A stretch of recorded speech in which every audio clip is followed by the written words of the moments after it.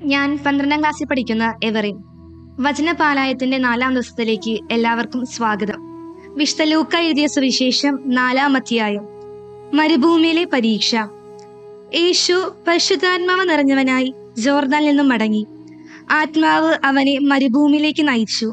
അവൻ പിശാചിനാൽ പരീക്ഷിക്കപ്പെട്ടു. 40ാം ദിവസം അവിടെ കഴിഞ്ഞുകൂടി. ആ ദിവസങ്ങളിൽ അവൻ ഒന്നും ഭക്ഷിച്ചില്ല. അവസാനം അവന് വിശന്നു. അപ്പോൾ പിശാച് അവനോട് പറഞ്ഞു, നീ ദൈവപുത്രനാണെങ്കിൽ ഈ കല്ലിനോട് അപ്പമാകാൻ കൽപ്പിക്കുക.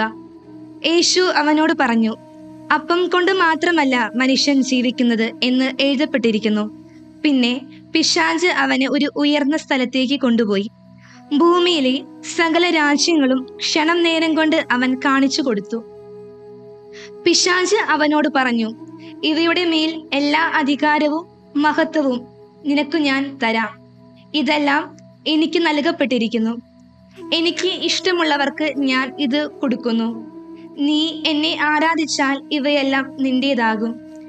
യേശു മറുപടി പറഞ്ഞു, നിന്റെ ദൈവമായ കർത്താവിനെ നീ ആരാധിക്കണം, അവനെ മാത്രമേ പൂജിക്കാവൂ എന്ന് എഴുതപ്പെട്ടിരിക്കുന്നു.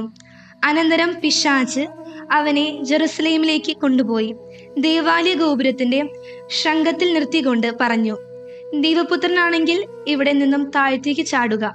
നിന്നെ സംരക്ഷിക്കാൻ അവൻ ദൂതന്മാരോട് കൽപ്പിക്കുമെന്നും നിന്റെ കാൽ കല്ലിൽ തട്ടാതെ അവർ നിന്നെ കൈകളിൽ താങ്ങിക്കൊള്ളുമെന്നും എഴുതപ്പെട്ടിരിക്കുന്നുവല്ലോ.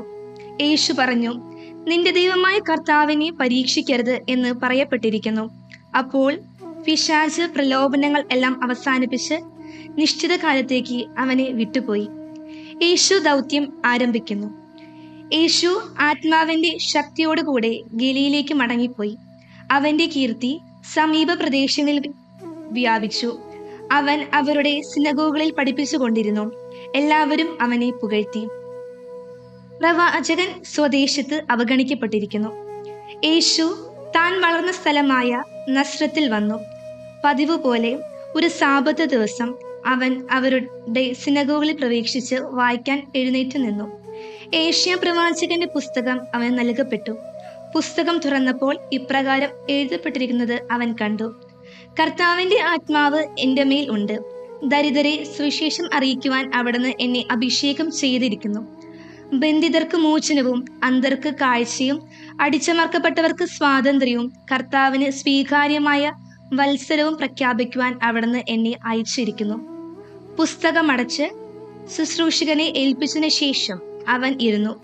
സിനഗോഗിൽ ഉണ്ടായിരുന്ന എല്ലാവരും അവനെ ഉറ്റുനോക്കിക്കൊണ്ടിരുന്നു. അവൻ അവരോട് പറയാൻ തുടങ്ങി, നിങ്ങൾ കേട്ടിരിക്കുക തന്നെ, ഇന്ന് ഈ തിരുവെഴുത്ത് നിറവേറിയിരിക്കുന്നു. എല്ലാവരും അവനെപ്പറ്റി പ്രശംസിച്ചു പറയുകയും അവന്റെ നാവിൽ നിന്ന് പുറപ്പെട്ട കൃപാവചസ്സുകൾ കേട്ട് അത്ഭുതപ്പെടുകയും ചെയ്തു. ഇവൻ ജോസഫിന്റെ മകനല്ലേ എന്ന് അവർ ചോദിച്ചു.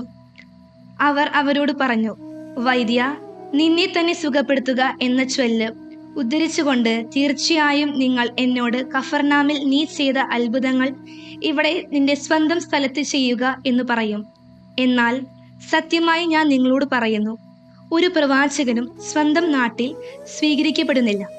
സത്യമായി ഞാൻ നിങ്ങളോട് പറയുന്നു, ഏലിയ പ്രവാചകന്റെ കാലത്ത് ഇസ്രായേലിന്റെ അനേകം വിധവകൾ ഉണ്ടായിരുന്നു. അന്ന് 3 വർഷവും 6 മാസവും ആകാശം അടയ്ക്കപ്പെട്ടിരിക്കുകയും ഭൂമിയിലെങ്ങും രൂക്ഷമായ ക്ഷാമമുണ്ടാവുകയും ചെയ്തു. എന്നാൽ സീദോൻ സപ്താരിൽ ഒരു വിധവയുടെ അടുക്കലേക്കല്ലാതെ മറ്റാരുടെയും അടുക്കലേക്ക് ഏലിയ അയക്കപ്പെട്ടില്ല. ഏലിയ പ്രവാചകന്റെ കാലത്ത് ഇസ്രായേൽ അനേകം കുഷ്ഠരോഗികൾ ഉണ്ടായിരുന്നു. എന്നാൽ അവരിൽ സീറിയക്കാരനായ നാമാൻ അല്ലാതെ മറ്റാരും സുഖപ്പെട്ടില്ല. ഇത് കേട്ടപ്പോൾ സിനഗോഗിൽ ഉണ്ടായിരുന്ന എല്ലാവരും കോപാലുകരായി. അവർ അവനെ പട്ടണത്തിൽ നിന്ന് പുറത്താകുകയും തങ്ങളുടെ പട്ടണം സ്ഥിതി ചെയ്യുന്ന മലയുടെ ശൃംഗത്തിൽ താഴേക്ക് തള്ളിയിടാനായി കൊണ്ടുപോവുകയും ചെയ്തു. എന്നാൽ അവൻ അവരുടെ ഇടയിലൂടെ നടന്ന് അവിടം വിട്ടുപോയി. പിശാച് ബാധിതനെ സുഖപ്പെടുത്തുന്നു. പിന്നെ അവൻ ഗലീലയിലെ ഒരു പട്ടണമായ കഫർനാമിലെത്തി. സാബത്തിൽ അവരെ പഠിപ്പിച്ചുകൊണ്ടിരുന്നു. അവന്റെ പ്രബോധനത്തിൽ അവർ വിസ്മയഭരിതരായി. കാരണം അധികാരത്തോടു കൂടിയായിരുന്നു അവന്റെ വചനം. അവിടെ സിനഗോഗുകളിൽ അശുദ്ധാത്മാവ് ബാധിച്ച ഒരുവൻ ഉണ്ടായിരുന്നു.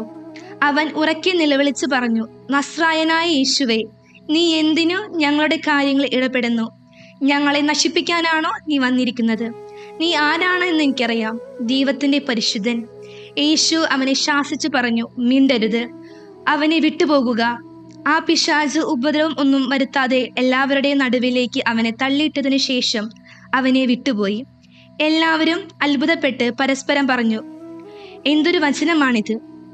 ഇവർ അധികാരത്തോടു കൂടെ ശക്തിയോടും കൂടെ അശുദ്ധാത്മാക്കളുടെ കൽപ്പിക്കുകയും അവ വിട്ടുപോവുകയും ചെയ്യുന്നുവല്ലോ. അവന്റെ കീർത്തി സമീപ പ്രദേശങ്ങളിലെങ്ങും വ്യാപിച്ചു. യേശു പത്രോസിന്റെ ഭവനത്തിൽ. അവൻ സിനഗോഗിൽ നിന്നും എഴുന്നേറ്റ് ശിമിയോന്റെ വീട്ടിലേക്ക് പോയി. ശിമിയോന്റെ അമ്മായിമ്മ കലശിയായി പനി ബാധിച്ച് കിടപ്പായിരുന്നു. ആളുകൾ അവൾക്ക് വേണ്ടി അവനോട് സഹായം അപേക്ഷിക്കുകയും അവൻ അവളുടെ അടുത്തെത്തുകയും പനി ശാസിച്ചു. അത് അവളുടെ വിട്ടുമാറി. ഉടനെ അവൾ എഴുന്നേറ്റ് അവരെ ശുശ്രൂഷിച്ചു.